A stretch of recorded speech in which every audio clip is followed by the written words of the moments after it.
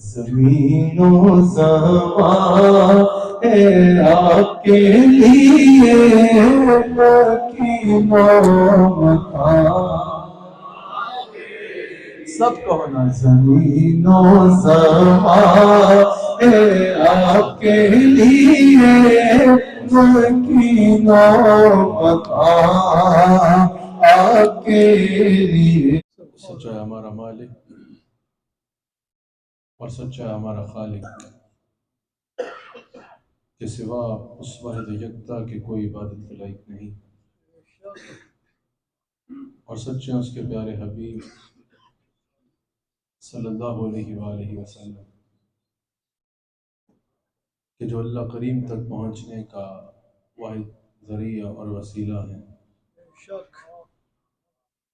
آپ کے اور میرے آقا و مولا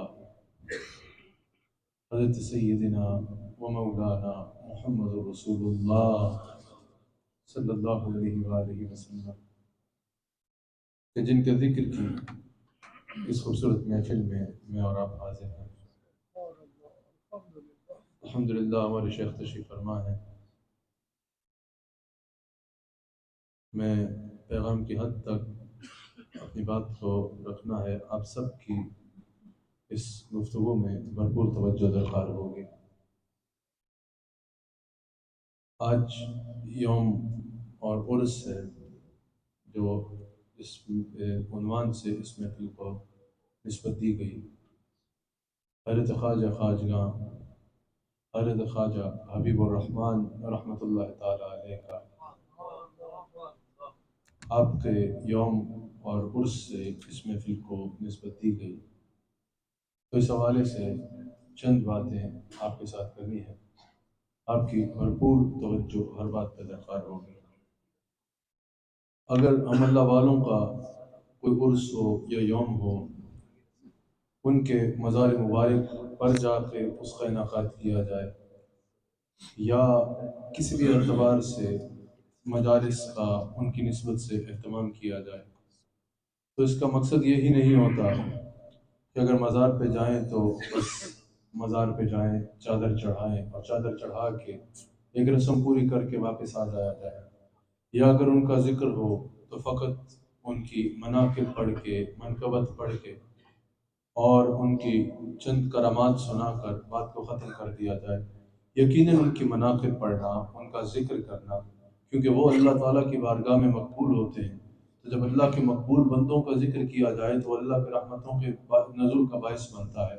اور اگر ان کے مزارات پر وہ طریقہ جو امام اہل سنت امام احمد رضا خان رحمۃ اللہ تعالیٰ علیہ نے جس کو تفصیل سے بیان کیا، حضرت امام ربانی مجدد الفسانی رضی اللہ تعالیٰ عنہ نے جس کو بیان کیا، جو ہمارے اہل سنت و جماعت کا طریقہ ہے مزارات اولیاء پر حاضری کا، اگر اس طریق کے مطابق حاضری دی جائے تو یقیناً وہ بھی اللہ تعالیٰ کی بہت رحمتوں کے نزول کا اور برکتوں کا باعث بنتی ہے۔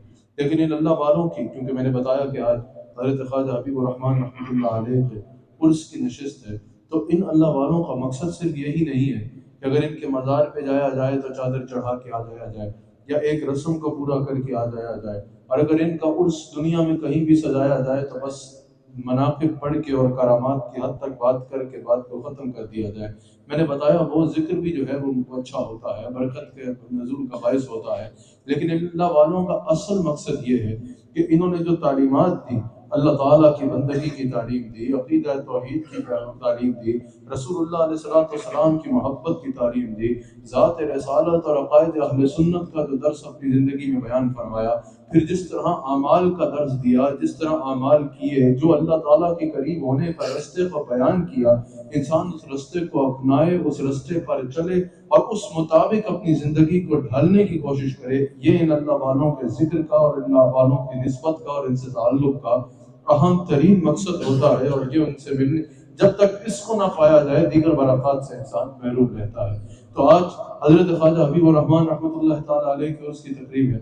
آپ سلسلہ نقشبند کے عظیم شیخ ہیں، ہمارے شیخ کامل کے شیخ ہیں حضرت خواجہ حبیب الرحمن رحمۃ اللہ تعالیٰ علیہ، آپ سلسلہ نقشبند کے عظیم شیخ، تو اس سلسلے کے بارے میں تمام سلاسل جو ہیں وہ برحق ہے، یہ بھی یاد رکھیے گا، سلسلہ عالیہ قادریہ ہو، چشتیہ ہو، نقشبندیہ ہو، یہ جتنے بھی سلاسل طریقت ہیں، جو واقعتاً سلاسل طریقت ہیں، ہاں رستے مختلف ہو سکتے ہیں لیکن منزل سب کی رسول اللہ علیہ السلام کی ذات اقدس ہے۔ سب میں جو فیض ہے وہ رسول اللہ علیہ السلام کا فیض ہے، سب کا رستہ رسول اللہ علیہ السلام کی جانب جاتا ہے، اور سب کا مقصد ایک اپنے ساتھ جڑنے والے کو محبت میں بھی، ظاہر میں بھی، باطن میں بھی، عمل میں بھی، قول میں بھی، فعل میں بھی رسول اللہ علیہ السلام کی نسبت مبارک کے ساتھ جوڑنا ہے۔ تو یقیناً جتنے بھی سلاسل ہیں، لیکن کیونکہ اس سلسلے کی بات ہو رہی ہے تو امام ربانی حضرت مجدد الفسانی ارشاد فرماتے ہیں، میں نے بتایا عرس کی محفل میں کرامات بیان کرنے سے اور مناقب بیان کرنے سے بہت بہتر ہے ان کی تعلیم کو بیان کیا جائے، اور جو انہوں نے اللہ اور اس کے رسول کے قریب ہونے کا رستہ بیان کیا اس پر توجہ دی جائے۔ تو اس سلسلے کے عظیم شیخ حضرت امام ربانی مجدد الفسانی رحمۃ اللہ تعالی علیہ آپ ارشاد فرماتے ہیں کہ اس سلسلے کی بنیاد جو ہے وہ اللہ کا ذکر ہے۔ اس سلسلہ نقشبند کی بنیاد یہ ہے کہ انسان اللہ کے ذکر میں مصروف رہے، ہر وقت انسان اللہ کا ذکر کرے، اور ذکر سے مراد صرف ذکر باللسان نہیں ہے، ذکر سے مراد یہ ہے کہ ہر وقت انسان اللہ کو یاد رکھے، ہر وقت انسان اگر زبان سے ذکر نہیں بھی کر رہا تو دل اللہ کے ذکر میں اس انداز میں مصروف ہو کہ ہر وقت دل کو یہ خیال ہو کہ میرا رب مجھے دیکھ رہا ہے۔ جب انسان گناہ کرنے لگتا ہے نا، آگے پیچھے دائیں بائیں دیکھتا ہے کہ کوئی دیکھ تو نہیں رہا، اگر کوئی انسان نہ دیکھ رہا ہو تو انسان بڑھ کے گناہ کر لیتا ہے۔ خاص دل کا ذکر یہ ہے کہ جب دل کو ہر وقت اللہ یاد ہوگا تو دل کو ہر وقت یہ بھی یاد ہوگا کہ اللہ دیکھ رہا ہے۔ تو جیسے انسان گناہ کرتے ہوئے لوگوں سے حیا کر کے رک جاتا ہے، ویسے ہی انسان گناہ کرتے ہوئے اللہ سے حیا کر کے رکنا شروع کر دے گا۔ اللہ کے ذکر سے انسان مصروف رہے۔ اور حضرت امام ربانی مجدد الفسانی ارشاد فرماتے ہیں ہمارے سلسلے کی ابتدا ہی ذکر قلبی سے ہوتی ہے اور اس سے جذب ربانی ملتا ہے، اور آپ فرماتے ہیں یہ جذب ربانی جب انسان کو یہ جذب کی کیفیت مل جاتی ہے تو یہ اللہ تعالیٰ کے قریب کرنے کا بہترین ذریعہ ہوتا ہے۔ اب یہ جذب کیا ہے، یہ کیفیت کیا ہے؟ فرمایا نا کہ جب اللہ تعالیٰ کا ذکر کرو تو دنیا سے بے خبر ہو کے کرو۔ ذکر میں جذب اور ذکر میں جو ہے وہ کیفیت میں جانا، صرف یہ نہیں ہے کہ انسان پر ظاہری طور پہ کوئی ایسی کیفیت طاری ہو جائے، صرف اس سے مراد یہ نہیں ہے کہ ظاہری طور پہ انسان کے اوپر جو ہے وہ کیفیت طاری ہو جائے، اس سے مراد یہ ہے کہ انسان کا دل اللہ تعالیٰ کے ذکر سے ایسے آباد ہو جاتا ہے، انسان کا دل اللہ تعالیٰ کی یاد سے ایسے آباد ہو جاتا ہے کہ دل میں اللہ کی طلب اور اللہ کی جستجو کے سوا کچھ رہتا ہی نہیں ہے۔ صرف زبان اللہ کا ذکر نہیں کرتی بلکہ دل اللہ کے ذکر میں مصروف ہو جاتا ہے، اور دل اللہ کا ذکر اس انداز میں کرتا ہے جیسے میں نے آپ کو بتایا کہ دل کی ہر وقت یہ خواہش ہوتی ہے، دل کی ہر وقت یہ کوشش ہوتی ہے کہ کوئی ایسا کام نہ ہو کہ انسان اللہ سے دور ہو جائے، ہر وقت انسان کی کوشش یہ ہو کہ یہ تصور رہے کہ میرا رب مجھے دیکھ رہا ہے، اور زندگی کا ہر کام کرنے سے پہلے انسان جو ہے وہ اس چیز کے اوپر غور کرے کہ کہیں یہ بات یا یہ کام مجھے میرے رب سے دور تو نہیں کر دے گا، مجھے اللہ سے دور تو نہیں کر دے گا۔ اسی لیے اس سلسلے میں سلسلہ اعلیٰ نقشبندیہ میں اور جتنے بھی حق پہ سلاسل ہیں ان میں دل کے سکون اور روح کے سکون کے لیے مادی وسائل کا ذریعہ نہیں اپنایا جاتا بلکہ اللہ اور اس کے رسول کے ذکر کو ذریعہ بنایا جاتا ہے۔ کسی بھی مادی وسائل میں سے کسی چیز کو دل کے سکون یا روح کے وجد کے لیے ذریعہ نہیں بنایا جاتا۔ ہمارے حضرات نے کہا جب اللہ نے فرما دیا الا بذکر اللہ تطمئن القلوب، تو پھر اگر دلوں کو جو ہے وہ کیفیت دینی ہے، اگر دلوں کو سکون دینا ہے اور اگر روح پہ بھی وجد طاری کرنا ہے تو وہ کسی اور ذریعے سے نہیں ہوگا، وہ اللہ کے ذکر کے ذریعے سے ہوگا، وہ اللہ کی یاد سے ہوگا اور اللہ کا ذکر کرنے سے ہوگا۔ اللہ تعالیٰ کی یاد کو ہر وقت اپنے جو ہے وہ اب اس سلسلے کے مرید کے لیے ضروری ہے کہ اللہ کا ذکر جہاں زبان سے کرے وہاں ذکر باللسان کے بعد ذکر بالقلب، دل کو اللہ کے ذکر میں مصروف کر لے، اور پھر ذکر بالجوارح، انسان کا جسم کا حصہ اللہ کے ذکر میں مصروف ہو جائے، یعنی ہر حصے کا اپنا ذکر ہے، ہر حصے کا ذکر یہ ہے کہ انسان اس سے اپنے گناہ نہ کرے اور اس سے اللہ کی رضا پہ کام کرے، تو ہر انسان کا پورے جسم کا حصہ اللہ کے ذکر میں مصروف ہو جائے گا۔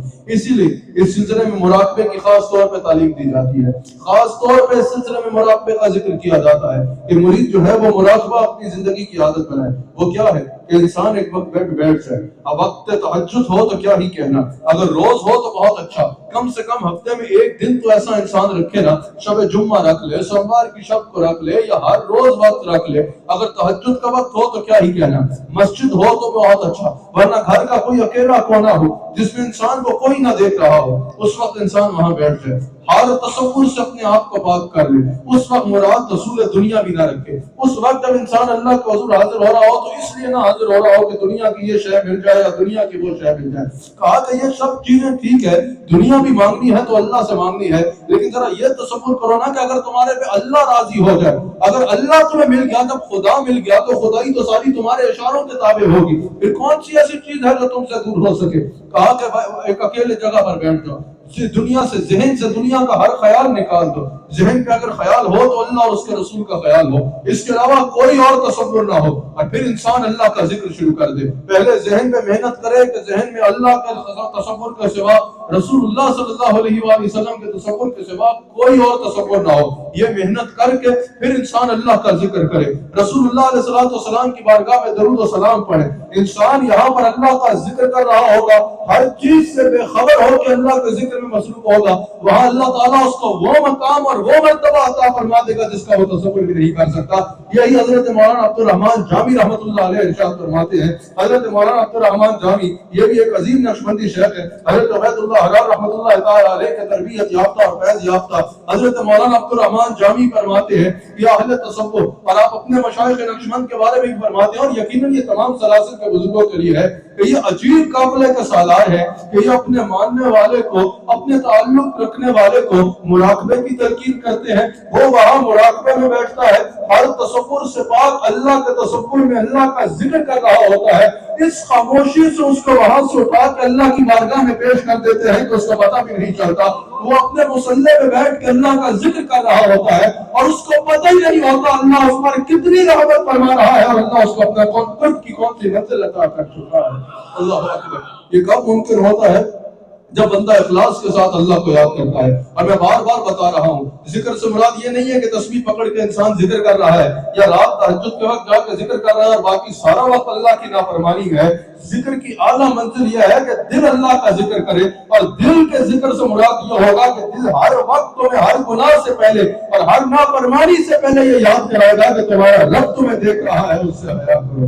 جب انسان عمل میں ایسے ذکر کرے گا کہ اللہ کی نافرمانی نہیں کرے گا، جب انسان عمل میں ایسے ذکر کرے گا کہ ہر وقت اللہ کی فرما برداری کرے گا، رسول اللہ صلی اللہ علیہ وآلہ وسلم کی اتباع میں زندگی گزارے گا، اور پھر انسان اس طرح اللہ کو یاد کرے گا اور اللہ کے ذکر میں مصروف ہوگا، تو پھر وہ اس مراقبے کی منزل سے ہی اس منزل کو دیکھے گا نا کہ خدا خود میر مجلس ہو کہ اندر لا مقاصد ہو محمد شمع بے البرود کے شبد آئے کہ من جب انسان اس کیفیت اور ان منازل پہ پہنچ جائے گا.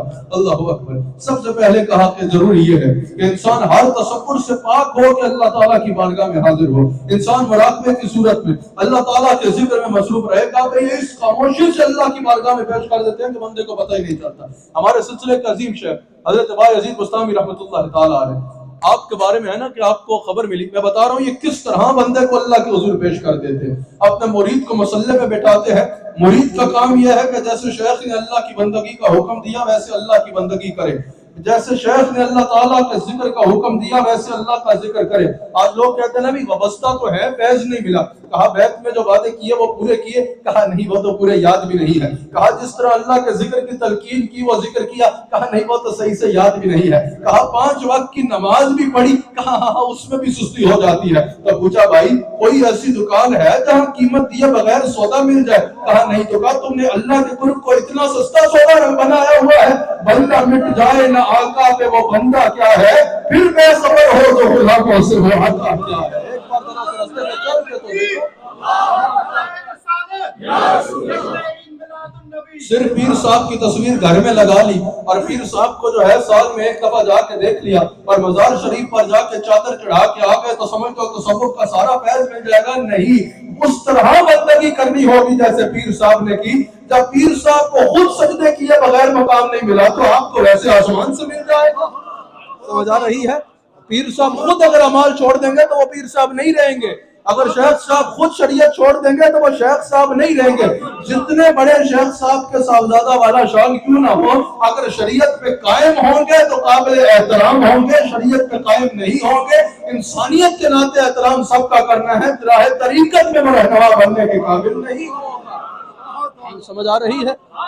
اللہ اکبر. میں نے بہت تھوڑے وقت میں بات کرنی ہے، مجھے ایک بات پہ آپ کی توجہ درکار ہے. جب بندہ ویسے ذکر کرے گا جیسے شیخ نے کہا، جب بندہ ویسے رستے پہ چلے گا جیسے شیخ نے کہا، تو مولانا عبد الرحمن جامی کہتے ہیں یہ اتنی خاموشی سے بندے کو اللہ کو حضور پیش کر دیتا ہے بندے کو پتہ پتہ ہی نہیں لگتا میں پہنچ کہاں گیا۔ حضرت بایزید بستامی رحمۃ اللہ تعالیٰ علیہ، آپ کا میں ذکر کر رہا تھا، اللہ اکبر، سلسلہ نقشبند میں بھی پکا فیض ہے اہل بیت اطہار کا۔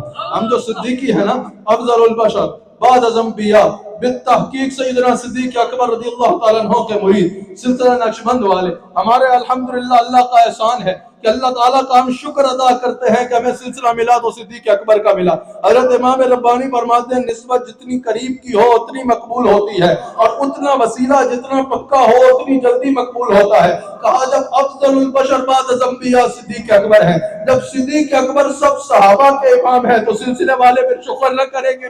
شکر نہ کریں گے؟ جن کا سلسلہ، جن کا پیر سب صحابہ کا امام ہے تو سلسلہ سلاسل کا امام ہوگا۔ اللہ اکبر، اللہ اکبر، اللہ کا شکر ادا کرتے ہیں کہ اللہ نے ہمیں مسلمان بنایا، پھر حضور علیہ الصلوۃ والسلام کا امتی بنایا، پھر عقیدہ اہل سنت ادا فرمایا، پھر امام اگر مقلد بھی بنایا تو امام اعظم کا بنایا، اور مرید بنایا تو افضل البشر بعد الانبیاء کا بنایا۔ اچھا، ہمارے پاس بھرپور فیضان موجود ہے اہل بیت اطہار کا۔ حضرت بایزید بستامی، آپ کو سارا فیض جو ملا روحانی طور پہ وہ ملا حضرت امام جعفر صادق سے، اور روحانی طور پہ آپ نے آپ سے استفادہ کیا۔ اللہ اکبر۔ حضرت بایزید بستامی کو پتہ چلا، کیا بتا رہا تھا کہ کیسے خاموشی سے اللہ کے حضور مقام پہ پیش کر دیتے ہیں۔ حضرت بایزید بستامی کو پتہ چلا کہ علاقے میں ایک فاحشہ عورت آ گئی ہے، اس کی وجہ سے پورا علاقہ جو ہے وہ گناہوں کی طرف مائل ہو رہا ہے۔ اللہ اکبر۔ حضرت بایزید بستامی نے کہا کہ اس کا مقام کہاں ہے؟ اچھا تجھے یہ کام نہیں کرنا، یہ بڑوں کا کام تھا۔ سمجھ آتی؟ آپ نے ایسے ہدایتیں تقسیم نہیں کرنی، یہ بڑوں کا کام تھا۔ یعنی یہ بتا رہا ہوں اس رستے پہ آپ نے نہیں چلنا۔ وہ کامل تھے، ان کی نظر میں بڑی طاقت تھی، ان کے معاملات میں اللہ تعالیٰ کا خاص فیض شامل ہوتا ہے۔ اچھا، تو ان کو جو ہے وہ پتہ چلا کہ عورت آ گئی ہے، اس کی وجہ سے پورا علاقہ جو ہے وہ گناہوں کی طرف جا رہا ہے۔ آپ نے بولا بتاؤ اس عورت کا مقام کدھر ہے؟ کہا حضور فلاں جگہ رہتی ہے۔ آپ نے بولا چلو آؤ وہاں چلے گئے۔ لوگ حیران، زمانے کا ہم جس کو اتنا کامل ولی سمجھتے تھے، آج کوئی پیر صاحب ایسا نہ کرے۔ یہ میں وہ بہت بڑی ہستی کی بات کر رہا ہوں۔ حضرت بایزید بستامی کے بارے میں لوگوں نے کہا حضرت کو ہم کیا سمجھتے تھے، اتنا کامل اللہ کا ولی سمجھتے تھے، کیا کیا کیا ہم نے سوچ رکھا تھا۔ یہ وقت بھی آنا تھا کہ ہم دیکھیں کہ یہ کہاں جا رہے ہیں۔ اللہ اکبر۔ اور جو ساتھ والے تھے ان کو تو پتا تھا کہ نگاہ مرد مومن سے کیسے تقدیریں بدلتی ہیں۔ اللہ اکبر۔ حضرت بایزید بستامی نے جا کے پوچھا کہ تمہاری رات کی کتنی قیمت ہے؟ اس نے بتایا، آپ نے قیمت ادا کر دی۔ آپ نے فرمایا جاؤ صاف لباس پہن کے آؤ۔ وہ کئی لباس پہن کے، آپ نے فرمایا صاف کپڑا بچھاؤ۔ اس نے صاف کپڑا بچھایا۔ آپ نے فرمایا سجدہ ریز ہو جاؤ اللہ کے حضور، ہاتھ باندھ کے ادب سے اللہ کے حضور بیٹھ جاؤ۔ اس نے کہا بابا یہاں لوگ اس لیے نہیں آتے۔ آپ نے فرمایا کہ میں نے قیمت ادا کی، اب جو کہہ رہا ہوں وہ کرو۔ وہ ہاتھ باندھ کے اللہ کے حضور جھک کے بیٹھی۔ آپ نے آسمان کی طرف نظر کو اٹھایا، کہا یا اللہ ظاہر بدلنا میرے اختیار میں تھا، دل بدلنا تو تیرا تھا۔ اللہ تعالیٰ نے اس کو توبہ کی توفیق عطا فرمائی۔ وہ عورت توبہ کر گئی۔ صرف توبہ نہیں کی، صوفیاء فرماتے ہیں 7 پشتوں تک اس عورت کے گھر میں مادرزاد ولی پیدا ہوتے ہیں۔ اللہ اکبر۔ ایسے خاموشی سے اللہ کے حضور پیش کر دیتے ہیں۔ کوئی بندہ رستے پہ آئے تو صحیح، کوئی بندہ ویسے اللہ تعالیٰ کے حضور جو ہے وہ حاضر ہو تو صحیح، جیسے شیخ کامل نے حاضر ہونے کا کہا ہے۔ اس سلسلے کو امام ربانی مجدد الفیضانی فرماتے ہیں، یا کسی بھی سلسلے کی ترقی کا تمام تر دار و مدار جو ہے وہ اتباع سنت میں ہے۔ جو رسول اللہ علیہ السلام کی سنت پہ مضبوط ہوگا وہ سلسلہ طریقت پہ مضبوط ہوگا۔ تمام ترقی کا دار و مدار اتباع سنت میں ہے، اور اللہ تعالیٰ نے بھی اپنی محبت کا رستہ یہی بتایا ہے، قُلْ إِن كُنتُمْ تُحِبُّونَ اللَّهَ فَاتَّبِعُونِي يُحْبِبْكُمُ اللَّهُ۔ اے میرے حبیب علیہ السلام ہر اس بندے کو بتا دے جو مجھ تک پہنچنا چاہتا ہے کہ وہ آپ تک پہنچ جائے۔ جب وہ آپ تک پہنچ جائے گا تو یحببکم اللہ، یعنی آسانی سے اگر سمجھاؤں، پہلے وہ کہتا تھا میں اللہ سے پیار کرتا ہوں، جب وہ آپ کا ہو جائے گا تو یحببکم اللہ، میں اللہ سے محبت فرماؤں۔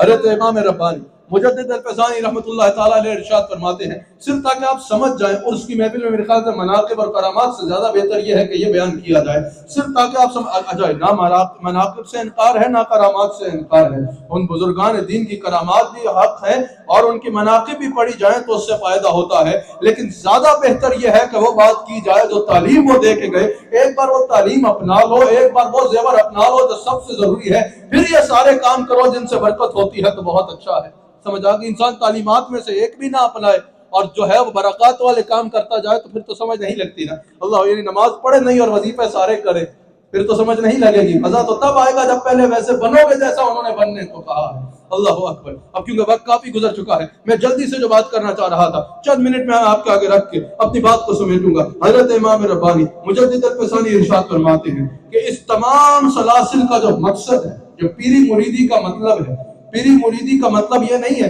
پیری مریدی آپ فرماتے ہیں قلے میں نہیں ہے, آپ فرماتے ہیں صرف شجرہ سنا دینے سے بھی پیر مریدی کا تعلق نہیں ہے, آپ فرماتے ہیں کہ قلہ و دستار سے بھی جو ہے وہ پیر مریدی کا تعلق نہیں ہے, آپ فرماتے ہیں مشائخ کی دستار بھی قابل احترام ہے, مشائخ کا شجرہ بھی قابل احترام ہے, لیکن سب سے پہلے یہ دیکھا جائے گا کہ حضرت نے جن کی دستار پہنی ہے ان کے راستے پہ چل رہے ہیں یا نہیں چل رہے, ان کے عقیدے پہ ہیں یا نہیں ہے, عمل ان کے عمل کے مطابق ہے یا نہیں ہے, اللہ کی محبت ان کی محبت کی طرح ہے یا نہیں ہے. اور شجرے میں جن کے نام سنا رہے ہیں, شجرہ سارا پاک حضرت اپنی مرضی, آپ ایسے نہیں, کیا شجرے پہ جن کے نام بتا رہے ہیں خود بھی ان کے راستے اور ان کے ٹریک پہ ہے یا نہیں ہے؟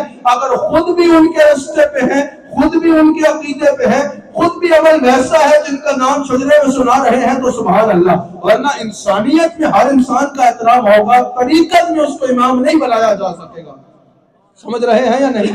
جس کی سلسلہ اپنے اکابر کے سلسلے کے مطابق جس کے اعمال نہیں ہے. آپ فرماتے ہیں جبہ و دستار کی اہمیت ہے, لیکن یہ تب ہے جب انسان اس راستے پہ چلے جس راستے پہ اس کے اکابر اور اس کے مشائخ چلتے رہے. اللہ اکبر. حضرت امام ربانی مجدد الفسانی ارشاد فرماتے ہیں اس مہینے میں دو اہم ترین شخصیات, ویسے تو بہت ائمہ اہل بیت کے جو ہے اس میں, اہل بیت اطہار کی عظیم شخصیات کے اس میں جو ہے وہ ایام ہیں, صحابہ کرام کے ایام ہیں, لیکن وہاں ہمارے سلاسل میں ایک تو امام اہل سنت امام احمد رضا خان بریلوی رحمۃ اللہ تعالی علیہ کا بھی اس مہینے میں آتا ہے. یہ بھی عقیدہ اہل سنت کا استعارہ ہے, یہ بھی عقیدہ اہل سنت کا ایک ایسا امام ہے جس پر اہل سنت ناز کرتی ہے الحمدللہ. اور ہم اللہ کا شکر ادا کرتے ہوئے کہتے ہیں کہ ہمارا ایک ایک عقیدہ وہ ہے جو امام احمد رضا خان بریلوی کا عقیدہ ہے. اور پھر ہمارے سلسلے کے شیخ امام ربانی مجدد الفسانی رضی اللہ تعالیٰ عنہ کا بھی اسی مہینے میں آتا ہے. حضرت داتا صاحب کورس دیکھ لیں اور کئی اکابر کورس. حضرت امام ربانی مجدد الفسانی ارشاد فرماتے ہیں, آپ فرماتے ہیں کہ دنیا و آخرت کی نجات کا ہر رستہ اس میں ہے کہ انسان رسول اللہ علیہ السلام کی سیرت طیبہ پر عمل کرے, حضور علیہ السلام کی شریعت مبارکہ پر عمل کرے. پھر آپ کو پتہ ہونا چاہیے کہ آپ سلسلے کی محفل میں آئے, کچھ سلسلوں کو سمجھ کے جائیں. اللہ والوں کے مزار کا مقصد صرف یہ نہیں ہے, اللہ والوں کا مقصد کہ مزار پہ جا کے حاضری دے کے آ جایا جائے. اللہ والوں کا مقصد صرف یہ نہیں ہے کہ ان کے نام کی نیاز کر دی جائے. اللہ والوں کا مقصد صرف یہ نہیں ہے کہ ان کے مزار سے جا کے چینی اٹھا کر لے آؤ یا تعویذ جا کے لے آؤ. سب چیزیں اگر شریعت کی حدود میں ہوں تو اچھی ہیں, لیکن اللہ والوں کا مین مقصد کیا ہے؟ حضرت مجدد الفسانی کہتے ہیں پیر پکڑنے کا مقصد یہ ہے کہ پیر انسان کو اللہ اور اس کے رسول کی محبت دے. سمجھ آ رہی ہے؟ پھر پیر پکڑنے کا مقصد یہ ہے, پیر کا کام غسال میت کا ہوتا ہے. جیسے بندہ مر جاتا ہے تو میت کو غسل کر کے اللہ کے حضور پیش کر دیا جاتا ہے نا, اصل میں پیر کا کام یہ ہے کہ جو پیر کے ساتھ لگے پیر اس کو گناہوں سے پاک کر دے, پیر اسے نافرمانیوں سے پاک کر دے, پیر اسے بدعقیدگی سے پاک کر دے اور پاک اور صاف کر کے اللہ کے حضور پیش کرے. سمجھ آ رہی ہے؟ پیر پکڑنے کا پہلا مقصد کہا اللہ کی محبت ملے, رسول اللہ صلی اللہ علیہ وآلہ وسلم کی محبت ملے, پھر بے نمازی نمازی بن جائے, شریعت کا تاریخ شریعت کے راستے پہ آ جائے. پیر پکڑنے کا مقصد یہ ہے پیر کا ذریعہ انسان کو شریعت پہ عمل کرنے میں آسانی ہو, پیر کے ذریعے انسان کو دین سمجھنے میں آسانی ہو, پیر کے ذریعے انسان کو اللہ اور اس کے رسول کی محبت ملے. کہا یہ سارا سودا جہاں سے مل رہا ہو وہاں سے وابستہ ہو جاؤ, جہاں سے یہ سودا نہیں مل رہا وہاں سے تمہیں طریقت کا فیض نہیں مل سکتا. طریقت کا فیض نہیں مل سکتا. صرف جو ہے وہ دادا جی وابستہ تھے تو ہم وابستہ ہیں, یہ وابستگی نہیں ہے. وابستگی یہ ہے کہ اگر آپ وابستہ ہو تو جیسے بزرگوں نے آپ کے فیض حاصل کیا ویسے ہی قریب بیٹھو, ویسے ہی اللہ کی محبت لو, ویسے ہی رسول اللہ کی محبت لو, ویسے ہی شریعت کا درس لو, ویسے ہی اپنے باطن کو پاک کرو اور ویسے ہی اللہ کی اور رسول اللہ کے جو ہے وہ قرب کے مزے لو. سمجھ آ رہی ہے یا نہیں؟ یہ اصل مراد ہے, یہ اصل مقصد ہے. وہ ماشاءاللہ بزرگ سامنے بیٹھے ہیں جو پیچھے وہ سفید لباس پہنے. انہوں نے جو ہے بیعت کی ہے حضرت خواجہ عبد الکریم رحمۃ اللہ علیہ کے ہاتھ پر. حضرت خواجہ عبد الکریم رحمۃ اللہ علیہ کے ہاتھ پہ بیعت ہے. ابھی بھی ماشاءاللہ اللہ کا ذکر کرتے ہیں تو ایک ضرب لگتی دل پہ محسوس ہوتی ہے یا نہیں ہوتی؟ ایک کیفیت محسوس ہوتی ہے. یا اللہ والے انسان کو اللہ کا ذاکر ایسے بناتے ہیں کہ اللہ کا نام اس کے دل پہ نقش ہو جاتا ہے. اللہ اکبر. لیکن تمام تر چیزوں کی بنیاد رسول اللہ صلی اللہ علیہ وآلہ وسلم کی سنت مبارکہ پہ عمل کرنا ہے. آپ پیر پکڑنے کا یہ مقصد نہیں ہے کہ انسان پیر پکڑ لے تو سمجھے کہ آپ شریعت کا معاملہ پیر صاحب جانے اور اللہ جانے ہماری چھٹی. نہ ہم نے نماز پڑھنی ہے، نہ ہم نے ذکر کرنا ہے. پیر صاحب کی نماز ہماری نماز، پیر صاحب کا ذکر ہمارا ذکر، ان کا سارے اعمال ہمارے اعمال. کہا نہیں، اس سے مراد یہ نہیں ہے کہ پیر صاحب پکڑ لو تو اب شریعت پہ عمل کرنے سے چھٹی ہو گئی. کہا اللہ کے ولی کا دامن پکڑنے سے مراد یہ ہے کہ جب انسان اللہ کے کامل ولی کا دامن پکڑ لے تو پھر انسان شریعت سے چھٹی نہیں کرتا بلکہ رسول اللہ علیہ السلام کی سنت کے راستے پہ آنا اپنے لیے اعزاز سمجھتا ہے. تو تھوڑا بار رسول اللہ علیہ السلام کی شریعت اور سنت کے راستے پہ آ جاتا ہے. اللہ تعالی ہم سب کو ایسا فیضان اپنے مشائخ کا حاصل کرنے کی توفیق عطا فرمائے. اللہ اکبر. فرمایا کہ جب بھی کوئی سلسلے سے وابستہ ہوتا ہے، جب بھی کوئی کسی سلسلے سے، کسی حق کے سلسلے سے وابستہ ہوتا ہے تو اس کو تین چیزیں ملتی ہیں. امام ربانی فرماتے ہیں پہلے اس کو شریعت کا علم ملتا ہے، پھر اس کو اس پر عمل کا جذبہ ملتا ہے، اور پھر اس کو اخلاص کا ساتھ عمل کرنے کی تلقین ملتی ہے. پہلے علم ملتا ہے کہ یہ چیز اللہ نے تم پہ کرنا لازم کیا ہے، پھر اس پہ عمل کا جذبہ ملتا ہے کہ اس کو اس انداز میں اس پر عمل کرنا ہے، اور پھر اخلاص کا درس ملتا ہے کہ اگر کام کرنا ہے تو نماز اس لیے نہیں پڑھنی کہ لوگ نمازی کہیں، حج اس لیے نہیں کرنا کہ لوگ حاجی کہیں، دین کی تبلیغ اس لیے نہیں کرنی کہ لوگ واہ واہ کریں، یا سب کچھ اس لیے کرنا ہے تاکہ اللہ راضی ہو جائے. کہا کہ اگر کوئی کام کرو لوگوں میں واہ واہ کرانے کے لیے تو اللہ سے اجر کی توقع نہ رکھنا، اور اگر کوئی کام کرو اللہ کی بارگاہ میں مقبول ہونے کے لیے تو لوگوں سے اس کی واہ واہ کی توقع نہ رکھنا. اللہ اکبر. حضرت امام ربانی مجدد القسانی رضی اللہ تعالیٰ عنہ ارشاد فرماتے ہیں، حضرت امام ربانی ارشاد فرماتے ہیں کہ سب سے ضروری یہ ہے اگر کسی کو یہ سودا کسی جگہ سے مل رہا ہو تو وہ جگہ تصوف کا مرکز کہلا سکتی ہے، ورنہ تصوف کا پیدا فرماتے ہیں کہ جس طرح اگر دریا کا تعلق سمندر سے ٹوٹ جائے تو دریا پانی سے خالی ہو جاتا ہے، اسی طرح اگر طریقت کا تعلق رسول اللہ علیہ السلام کی شریعت سے نہ ہو تو وہ طریقت فیض سے خالی ہوگی. طریقت وہی ہے جس میں رسول اللہ علیہ السلام کی شریعت کا درس دیا جا رہا ہے. اللہ اکبر. حضرت خواجہ عبد الکریم رحمۃ اللہ تعالی اپنی کتاب ہدایت الانسان میں 11 اصطلاحات نقشبندیہ کا ذکر کرتے ہیں، 11 لوازمات کا ذکر کرتے ہیں. میں بغیر تبصرے کے 11 آپ کے آگے رکھ دیتا ہوں. حضرت خواجہ عبد الکریم رحمۃ اللہ علیہ فرماتے ہیں کہ ایک مرید کے لیے جو فیض حاصل کرنا چاہتا ہے اپنے شیخ کا، اس کے لیے ضروری ہے کہ ان 11 چیزوں کا خیال رکھے. سب سے پہلے آپ فرماتے ہیں ہوش درد کا. یہ ہے 8 حضرت خواجہ حضرت خواجہ عبد الخالق اشدوانی رحمۃ اللہ تعالی علیہ نے بیان فرمائی، اور ان میں سے 3 حضرت شاہ نقشبند حضرت بہاؤالدین نقشبند رحمۃ اللہ تعالی علیہ بیان فرما رہے ہیں. حضرت خواجہ عبد الکریم رحمۃ اللہ علیہ کو نقل کرتے ہیں ہدایت الانسان میں. کہا سب سے پہلے ضروری ہے کہ ہوش درد. اس سے مراد یہ ہے کہ انسان جو ہے وہ جو راہ سلوک کا مسافر ہے، اللہ کے قریب ہونا چاہ رہا ہے، تصوف پہ چلنے والا ہے، جس کو آپ کہتے ہیں کہ یہ کسی طریقت سے وابستہ ہے، یہ کسی خانقاہ سے وابستہ ہے، اگر واقعی وابستہ ہونا چاہتا ہے عملی طور پہ بھی تو اس کے لیے ضروری یہ ہے کہ ہوش درد. فرماتے ہیں پہلی چیز یہ ہے کہ انسان ہر وقت جو ہے وہ اپنا ہوش میں رہے، ہر وقت اس کو یہ خیال اللہ تعالیٰ کی جستجو ہو، ہر وقت اس کو یہ خیال ہو کہ میرا کوئی سانس بھی ایسا نہ آ جائے کہ جس سے اللہ مجھ سے ناراض ہو جائے. کہا ہر وقت وہ اس معاملے میں خیال کرتا ہے، ہر وقت اس کی توجہ اس بات پر ہوتی ہے کہ میرا رب مجھ سے ناراض نہ ہو جائے، ہر وقت اس کو یہ خیال ہوتا ہے میں اپنے رب سے دور نہ ہو جاؤں. چلتے ہوئے بھی تو انسان کہے کبھی یہ کیسے ممکن ہے ہر وقت، تو چلتے ہوئے بھی تو انسان یہ آنکھیں کھول کے چلتا ہے نا کہ کہیں ٹھوکر نہ لگ جائے، چلتے ہوئے بھی تو انسان یہ خیال کرتا ہے کہ کہیں گر نہ جاؤں. کہا جس طرح سڑک پہ چلتے ہوئے خیال کرتے ہو کہیں ٹھوکر نہ لگ جائے، وہیں زندگی میں چلتے ہوئے بھی یہ خیال کرو کہ کہیں ایسی ٹھوکر نہ لگ جائے کہ اللہ ناراض ہو جائے. ہر وقت یہ خیال رکھتا ہے بندہ کہ اللہ کی رضا حاصل رہے، اللہ ناراض نہ ہو جائے. ہر سانس میں انسان کو یہ خیال ہوتا ہے کہ میرا یہ سانس کوئی ایسے کام میں تو نہیں آ رہا کہ اللہ مجھ سے ناراض ہو رہا ہے. ہر وقت اس کو یہ خیال ہوتا ہے کہ میرا رب مجھ پہ راضی رہے، ہر وقت اس کو یہ خیال ہوتا ہے کہ میں اپنے رب کو راضی رکھوں اور میرا رب مجھ سے ناراض نہ ہو جائے. سب پہلی بات یہ ہے. دوسری بات وہ کہتے ہیں نظر در قدم، نظر بر قدم. اس سے مراد یہ ہے کہ انسان کی جو ہے وہ نظریں قدموں پہ رہے، چلتے وقت انسان کی نظر جو ہے وہ پشت پا رہے، آنکھیں زمین کی طرف رہے، انسان بد نگاہی نہ کرے.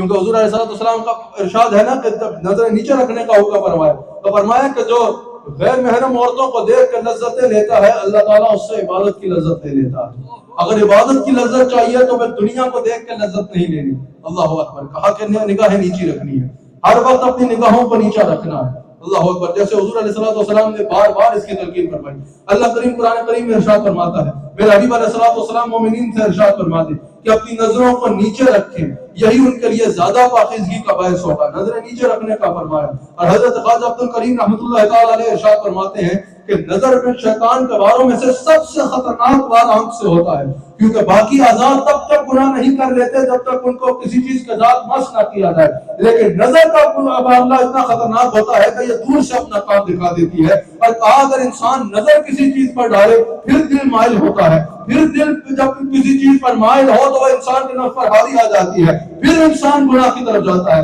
کہا اگر پہلی بار میں نظر کو ہی سنبھال کے چلو گے تو بڑے گناہوں سے بچ کے رہو گے۔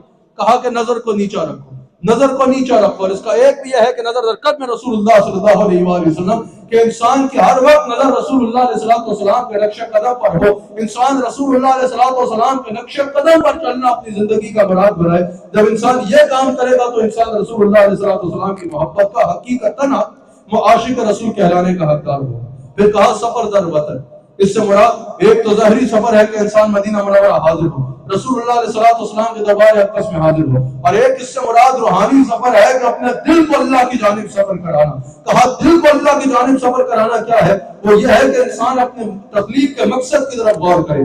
تخلیق کا مرکز مقصد جو ہے وہ اللہ کی عبادت ہے، اللہ کی عبادت کا مقصد اللہ کی محبت ہے کہ انسان کو اللہ تعالیٰ کی محبت نصیب ہو جائے۔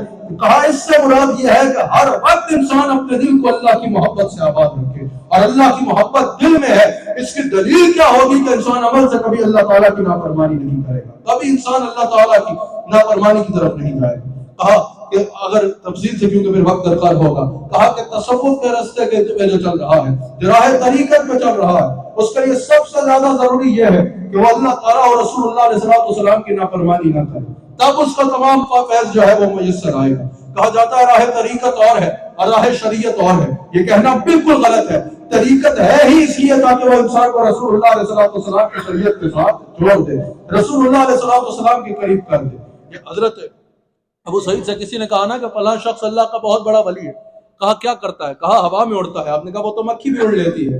کہا حضرت ایک اور ولی کی کہانی سنیں، وہ پانی پہ چلتا ہے۔ آپ نے فرمایا وہ تو بطخ بھی چل لیتی ہے۔ کہا حضرت ایک اور ولی کی کہانی سنیں، ایک وقت میں ایک شہر سے دوسرے شہر چلا جاتا ہے۔ آپ نے فرمایا یہ کام تو شیطان بھی کر لیتا ہے۔ کہا کہ پھر ولی کی پہچان کیا ہوگی؟ کہا ولی کی پہچان یہ ہوگی کہ وہ ہوگا لوگوں میں لیکن اس کا دل اللہ کی یاد سے کبھی غافل نہیں ہوگا۔ اور جیسا حضرت غوث اعظم حضرت شیخ عبد القادر جیلانی رضی اللہ تعالیٰ عنہ غوث اعظم ارشاد فرماتے ہیں کہ اللہ کے ولی کی نشانی یہ ہے کہ تم جسم اس کے قریب کرو گے وہ تمہارے دل کو اللہ کے قریب کر دے گا۔ اور ان اصطلاحات میں سے جو میں نے چھوڑ دی، باقی ایک اصطلاحات نقشبندی میں سے حضرت شاہ نقشبند نے بھی یہ بیان فرمایا کہ خلوت در انجمن، اس سے مراد یہ ہے کہ انسان جتنے لوگوں میں بھی ہو، فرمایا کہ ہمارے سلسلے کے مشائخ کی یہ شان ہے کہ وہ ہزاروں کے مجمع میں بھی ہو تو دل میں اکیلے ہوتے ہیں۔ کہا یہ مراد کیسے؟ کہا ان کے دل میں اللہ کے سوا اور کوئی نہیں ہوتا۔ جب کسی نے پوچھا نا یہ کیسے ہو سکتا ہے کہ ہزاروں میں رہ کے اکیلا رہنا، کہا اس سے مراد یہ ہوتا ہے کہ ان کا جسم میں ہزاروں کے بیچ میں ہوتا ہے لیکن ان کے دل میں اللہ کے سوا اور کوئی نہیں ہوتا، ان کے دل میں اللہ کی محبت کے سوا اور کچھ نہیں ہوتا۔ حضرت شاہ نقشبند کہتے ہیں نا کہ میں حج پہ گیا، واپس آیا تو کہتے ہیں حج سے واپس آ گیا کہ میں نے وہاں پر دو لوگوں کو دیکھا، ایک کو بہت بلند ہمت دیکھا اور ایک کو بہت پست ہمت دیکھا۔ کہا ایک کعبے کے دروازے سے لپٹ کے ملتزم سے رو رہا تھا اور ایک مینا میں جو ہے وہ 50,000 کی دینار کی جو ہے 50,000 کی جو ہے وہ خرید و فروخت کر رہا تھا، شاپنگ کر رہا تھا۔ آپ نے مریدوں سے پوچھا سمجھ گئے کون بلند ہمت ہے اور کون پست ہمت ہے؟ سب نے کہا حضرت بالکل سمجھ گئے۔ کہا کون؟ کہا جو کعبے سے لپٹا ہے وہ بلند ہمت ہے اور جو بازار میں شاپنگ کر رہا ہے وہ پست ہمت ہے۔ آپ نے کہا نہیں، بات اس کو الٹ تھی، میں نے دیکھا جو کعبے کے دروازے پہ ہے وہ پست ہمت تھا اور جو مینا میں شاپنگ کر رہا تھا مینا کے بازار میں وہ بلند ہمت تھا۔ کہا یہ کیسے ہو سکتا ہے؟ کہا جو کعبے کے دروازے پہ لپٹا ہوا تھا نا اس کے دل میں ہر تمنا تھی سوائے اللہ کے، اور جو وہاں پر بازار میں تھا کل لوگوں کی نظر اس کے ظاہر پہ تھی، میری نظر اس کے دل پہ تھی۔ کل تو خرید و فروخت رہا تھی لیکن دل میں اللہ کی تمنا کے سوا اور کوئی تمنا نہیں۔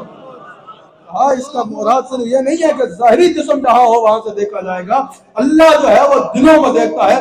دل میں اللہ کے سوا کچھ نہ رکھو، اپنا کاروبار کرو، اپنی جاب کرو، اپنا بزنس کرو، اپنا گھومو پھرو، اپنے بچوں کو وقت دو، اپنے بچوں کے ساتھ رہو، اپنے احباب کے ساتھ رہو، جتنا جو ہے بزنس میں آگے جانا ہے شریعت کے مطابق آگے جاؤ، جاب میں جتنا کمانا ہے کماؤ، یہ مراد نہیں ہے کہ غار میں جا کے بیٹھ جاؤ، دنیا میں رہو جیسے رہنا ہے رہو، لیکن اللہ کی نافرمانی نہ کرو اور دل سے اللہ کا خیال کبھی بھی نہ جائے، دل اللہ کی یاد سے غافل نہ ہو، دل اللہ کی یاد سے ہر وقت آباد ہو، دل میں ہر وقت ہو تو یہ ہو کہ میرا رب مجھ پر راضی ہو جائے، دل میں ہر وقت جیسے کاروبار کرتے ہو، کاروبار میں یہ خیال ہوتا ہے کہ کاروبار میں کوئی ایسا نہ نقصان ہو جائے کہ مال سے جاؤں، وہاں بیٹھ کے یہ بھی خیال کیا کرو کوئی ایسا کام نہ ہو جائے کہ اللہ کی رضا چلی جائے، اور صوفیاء کہتے ہیں اللہ سے محبت کرو، ہم ایسے شعر نہیں پڑھتے اور نہ ایسے شعروں کی جو ہے وہ کو داد دیتے ہیں جن میں ایسا کہا جائے کہ ہمیں جنت چاہیے ہی نہیں تو اور کیا جہنم میں جانے کا شوق ہے، ایسے اشعار نہیں پڑھنے چاہیے، لیکن صوفیاء یہ کہتے ہیں جنت کی طلب کرو، جہنم سے پناہ مانگو کیونکہ اس کی طلب کا حکم دیا گیا اور اس سے پناہ مانگنے کا حکم دیا کہا، لیکن اللہ کو اس لیے نہ چاہو کہ جنت مل جائے، اللہ کو اس لیے نہ چاہو کہ جہنم میں نہ ڈال دے۔ امام غزالی کہتے ہیں اللہ نے زبور میں سوال کیا تھا کہ اگر میں جنت نہ بناتا تو کیا میں محبت کے لائق نہیں تھا، اگر میں جہنم نہ بناتا تو کیا میں خوف کے لائق نہیں تھا، کہا اللہ سے رشتہ تو بناؤ، دنیا میں کوئی تمہیں 2 ٹکے کا فائدہ دے دے تم اس سے پیار کرتے ہو، دنیا میں تمہارے سے کوئی ایک جگہ پہ دوستی نبھا لے تم صدقے واری جاتے ہو، اللہ تعالیٰ سوال فرماتا ہے نا یا ایھا الانسان ما غرک بربک الکریم، اے انسان تجھے تیرے کریم رب کے بارے میں کس نے دھوکے میں ڈال دیا، دنیا میں کوئی 2 ٹکے کا فائدہ دے دے تو تم صدقے واری جاؤ، جس نے انسان بنایا اس کو بھول گئے، جس نے عزت دی اس کو بھول گئے، جس نے ماں باپ دیے اس کو بھول گئے، جس نے اولاد دی اس کو بھول گئے، اور دنیا میں ایک گناہ تیرا ماں پیو ویکھے تینو دیوے دیش نکالا تو اس کو بھول گیا جو لکھ گناہ تیرا مولا ویکھے پردے پاون والا، پیار اس سے کرو۔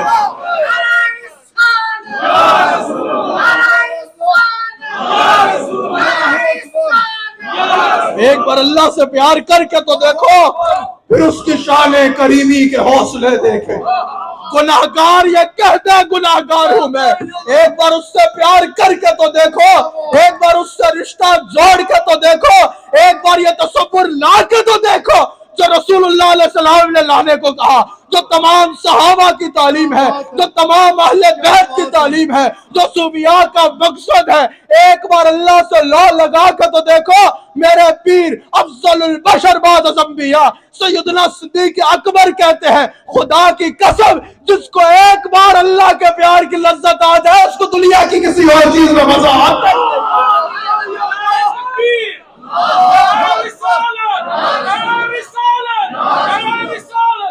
آخر میں پھر یہ سن لو، اللہ کے پیار سے گھبرانا نہیں ہے، اللہ کے پیار کا یہ مطلب نہیں ہے کہ بس ایک جگہ کمرے میں بند ہو کے بیٹھ جانا ہے، اللہ کا پیار یہ ہے کہ دنیا میں رہو، اپنے معاملات میں رہو، اپنا پیسہ کمانا ہے پیسہ کماؤ، بزنس چلانا ہے بزنس چلاؤ، بچوں کے ساتھ گھومنا ہے بچوں کے ساتھ گھومو، جاب کرنی ہے جاب کرو، جو دل آئے کرنا ہے کرو، لیکن اللہ کو ناراض نہ کرو، رسول اللہ کی محبت نہ چھوڑو، اور یہ بھی ذہن میں رکھنا اللہ کے پیار رسول اللہ کے وسیلے کے بغیر مل ہی نہیں سکتا، اللہ کی محبت رسول اللہ کی محبت کے بغیر مل ہی نہیں سکتی، اللہ سے رشتہ رسول اللہ سے رشتہ کے بغیر جڑ ہی نہیں سکتا، اللہ کے انسان کو قرب رسول اللہ کے وسیلے کے بغیر مل ہی نہیں سکتا، بنیاد مصطفیٰ علیہ السلام کا وسیلہ بنانا ہوگا، رسول اللہ علیہ السلام کو وسیلہ بناؤ، رسول اللہ علیہ السلام وسیلہ میں اعلیٰ حضرت نے واضح کہا نا اور بھائی اللہ منزل ہے، منزل تک پہنچنے کا ذریعہ نہیں ہے، کہا وسیلہ اللہ کی شان نہیں ہے، وسیلہ مخلوق کی شان ہے، اس لیے جب کسی نے اعلیٰ حضرت نے تفصیل سے ذکر کیا، حضور سے کہا یا رسول اللہ ہم اللہ کی بارگاہ میں جیسے آپ کا وسیلہ بناتے ہیں آپ کی بارگاہ میں اللہ کو وسیلہ بناتے ہیں، حضور کو جلال آیا، حضور نے فرمایا سبحان اللہ، اللہ اس سے پاک ہے، اللہ کی شان بہت اونچی ہے، تو فرمایا اعلیٰ حضرت نے کہ وسیلہ مخلوق کی شان ہے، وسیلہ اللہ تک پہنچنے کا ذریعہ ہوتا ہے، چھوٹے کو وسیلہ بنایا جاتا ہے بڑے تک پہنچنے کے لیے، ہم رسول اللہ کے وسیلے سے اللہ تک پہنچتے ہیں، رسول اللہ علیہ السلام ملے گا تو خدا ملے گا، اللہ اکبر، عقیدہ اہل سنت پہ قائم رہو، رسول اللہ علیہ السلام سے محبت کرو، رسول اللہ کے تمام صحابہ سے محبت کرو، رسول اللہ نے جن سے محبت کرنے کو کہا، حضور نے فرمایا میرے صحابہ سے محبت کرو میرے لیے، سمجھ آ گئی؟ میرے لیے محبت کرو، یہ محبت کا تقاضا ہوتا ہے، جس سے محبت کرتے ہو جسے وہ پیارا لگے وہ بھی پیارا لگتا ہے، یہ نہیں کہ اس کا فلاں پیارا لگتا ہے فلاں پیارا نہیں لگتا، اس کا فلاں جو اس معیار پہ ہے وہ تو ٹھیک ہے، فلاں نہیں ٹھیک، کہا پھر جس کو وہ پیارا بنا لے، آنکھیں بند کر کے محبت کا تقاضا یہ ہوتا ہے محبوب جس سے محبت کرے وہ بھی محبوب بن جاتا ہے۔ حضور کے تمام صحابہ سے محبت کرو۔ پھر جب اہل بیت کی بات آئے، اللہ اکبر، جب ان کی بات آئے جن کے بارے میں میرے امام نے کہا پارہائے صحف، غنچہائے قدس، اہل بیت نبوت پہ لاکھوں سلام، خون خیر الرسل سے ہے جن کا خمیر، ان کی بے لوث طینت پہ لاکھوں سلام، وہ بطول جگر پارہائے مصطفیٰ، حجر آرائے عفت پہ لاکھوں سلام، سیدہ فاطمہ طیبہ طاہرہ یعنی خاتون جنت پہ لاکھوں سلام، آب تطہیر سے جس میں پودے جڑے اس ریاض نجابت پہ لاکھوں سلام۔ تو اہل بیت کی بارگاہ میں تمہاری گردنیں جھکی ہوں، اہل بیت کی محبت تمہارے سینوں میں ہو، اہل بیت کی نسبت تمہارے ہاتھ میں ہو۔ اور پھر جب صحابہ کی بات آئے تو افضل الخلق بعد از رسول یہ ہیں، ثانی اثنین ہجرت پہ لاکھوں سلام، وہاں سے لے کر ہر صحابی کے قدم جالین جو ہیں وہ ہمارے سر پہ ہوتے ہیں۔ الحمدللہ ان عقائد پہ کامل رہو، پھر اللہ اور اس کے رسول نے جو کرنے کو کہا وہ کرو، جس سے رکنے کو کہا اس سے رک جاؤ، تو یقیناً تمہیں پھر صلی اللہ علیہ وسلم کا وہ فیض ملے گا کہ تمہیں وہ سکون ملے گا، وہ سکون ملتا ہوا نظر آئے گا، دل اللہ کے ذکر سے آباد ہوتے ہوئے نظر آئیں گے، اور جو ہے وہ آگے بڑھتے چلے جاؤ گے۔ یاد رکھیے گا تصوف جو ہے نا وہ کچھ کہنے کا نام نہیں، کچھ کرنے کا نام ہے، اور کرنا کیا ہے؟ اللہ اور اس کے رسول کی فرما برداری کرنی ہے، ہمارے نبی صلی اللہ علیہ وآلہ وسلم کے ہر فرمان پر عمل کرنا اپنی زندگی کا جو ہے وہ مقصد بنانا ہے۔ آخری بات یہ، اب کیا رسول اللہ علیہ السلام نے ہمیں صرف نماز پڑھنا سکھائی، صرف روزہ رکھنا سکھایا، صرف حج کرنا سکھایا، صرف زکوٰۃ کا مسائل بتائے؟ کیا رسول اللہ علیہ السلام نے ہمیں صرف یہ بتایا؟ نہیں، جہاں حقوق اللہ کی تعلیم دی وہیں حقوق العباد کی تعلیم دی، وہیں حقوق العباد کی تعلیم دی ہے۔ اللہ کے ولیوں سے جس نے پوچھا کہ بتائیں اللہ راضی کیسے ہوگا، کہا اللہ کی مخلوق کو راضی کرو، اللہ کے بندوں کو راضی کرو، لوگوں کی خدمت کرو۔ وہ حدیث شریف سناتے ہوئے نظر آئے کہ اللہ تعالیٰ کے بارگاہ میں انسان حاضر ہوگا قیامت کے دن، رحم کی اپیل کرے گا، یا اللہ مجھ پہ رحم فرما۔ اللہ فرمائے گا میں دنیا میں بھوکا تھا، تمہارے دروازے پہ آیا، تم نے میری بارگاہ میں کچھ پیش کیا؟ بندہ حیران ہو کے پوچھے گا یا اللہ تو بھوکا تھا؟ اللہ فرمائے گا وہ جو غریب تیرے دروازے پہ آیا تھا نا، کھانا مانگ رہا تھا، اگر تو اس کو گویا کہ کھانا مانگ رہا تھا، اگر تو اس کو کچھ دے دیتا تو ایسے تھا جیسا تو میری بارگاہ میں پیش کرا۔ لوگوں کا خیال کرو، انسانوں کا خیال کرو، کسی انسان کو تمہاری وجہ سے تکلیف نہیں ہونی چاہیے، تمہارا اخلاق اچھا ہونا چاہیے، تمہارا کردار اچھا ہونا چاہیے، ہر انسان کے ساتھ اچھے طریقے سے ملو۔ اور میں ہر جگہ پر یہاں اس ملک میں جہاں تقریر کرتا ہوں وہاں یہ ضرور کہتا ہوں کہ آپ ایک نان مسلم کنٹری میں رہتے ہو، اس ملک میں آپ کو مذہبی طور پہ آزادی دی گئی ہے، مذہبی آزادی ہے آپ کو، اور آپ کو بالکل فریڈم آف ریلیجن دیا گیا ہے، آپ کھل کے اپنے مذہب پہ جو ہے وہ عمل کر سکتے ہو۔ تو جواب میں آپ کو بھی پیسفل سٹیزن ہونا چاہیے، جواب میں آپ کو بھی لا آف دا لینڈ کا احترام کرنا چاہیے، جواب میں آپ کو بھی ایک سیوک سٹیزن بن کے رہنا چاہیے، اچھا پیسفل سٹیزن بن کے رہنا چاہیے۔ لیکن اس سے الگ یہ بھی بات ہے کہ آپ یہاں پر رہتے ہو، آپ اسلام کے ایمبیسڈر بن کے رہو، اسلام کے سفیر بن کے رہو، وہ کیسے ہوگا؟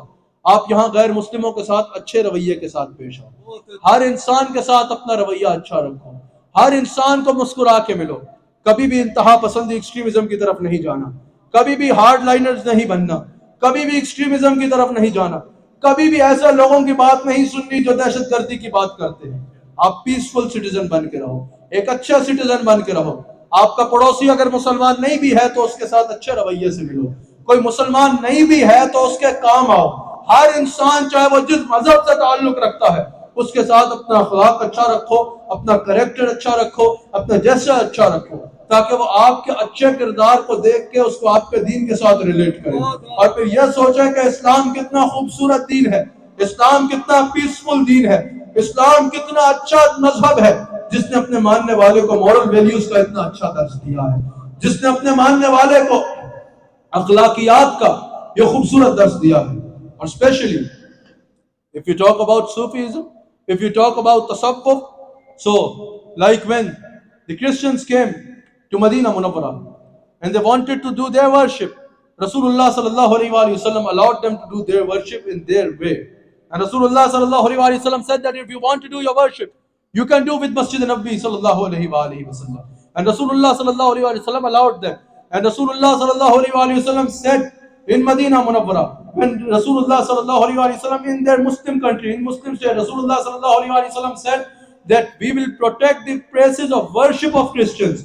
We will protect the places of worship of every religion. We will not force anyone to convert in Islam. Rasulullah sallallahu alaihi wasallam give equality to every human being in the world. Same, the Sufism, the people who are related to Sufism, who are related to Tasawwuf, they serve God's creation without any discrimination. They serve the creation of Allah subhanahu wa ta'ala. Even if someone is not a Muslim, Ahl Tasawwuf, they help him. They say that help every human being. Do not disrespect any human being, whether he is a Muslim or he is not a Muslim. Like Rasulullah sallallahu alaihi wasallam is sitting, funeral of a Jewish is passing away. Rasulullah stood up. The companion asked that, Ya Rasulullah sallallahu alaihi wasallam, you stood up. He was not a Muslim. Huzur alayhi salatu wasalam said that I stood up in the respect of humanity. Ahl Tasawwuf, the people who are related to Sufism, they respect the creation of Allah subhanahu wa ta'ala. They are peaceful for every human being, not only for Muslim. So we tell you all that you should be peaceful with everyone. You should be useful for every human being, not only for Muslim. You should be useful for every human being. You should be peaceful with everyone. And remember, with your gesture, with your character, people will relate that with your religion, and they will think good about your religion. So that's necessary on you, that be a peaceful civic citizen, because Islam gives the teaching for the moral values. Islam teach the moral values to a Muslim, and Muslim should be good and peaceful for every human being. This is the teachings of Tasawwuf, which we got it from the quote of Rasulullah sallallahu alaihi wasallam. دوران گفتگو اگر مجھ سے کوئی غلطی ہوئی تو صدق کے دل سے اللہ تعالیٰ کی بارگاہ میں توبہ کرتا ہوں. اللہ تعالیٰ ہمیں دین اسلام اور مسلک حق اہل سنہ و جماعت پہ استقامت عطا فرمائے. ہمارے شیخ کامل اپنے ارشادات سے، اپنے گفتگو سے آپ سب کے قلوب کو منور کریں گے.